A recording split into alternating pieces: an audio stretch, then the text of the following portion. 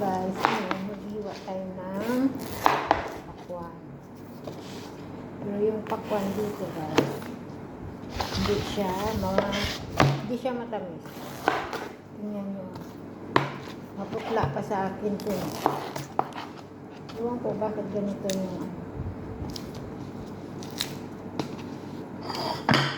tingnan nyo guys. Maputla pa sa akin pakwan. Yan siya, maputla.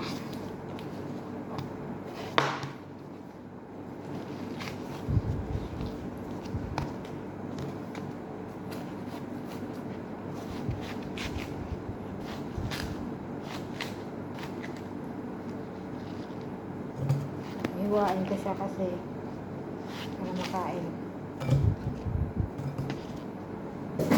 Ang problema, walang kakain.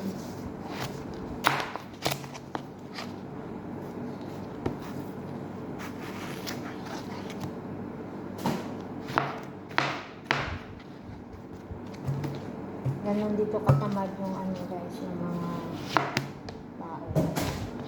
Kailangan slice mo pa para sa kanila.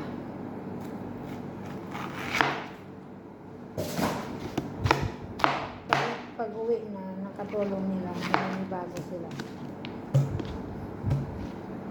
Kasi walang gagawa. Maputla siya. Maputla siya pero ano, matamis. Bawi lang.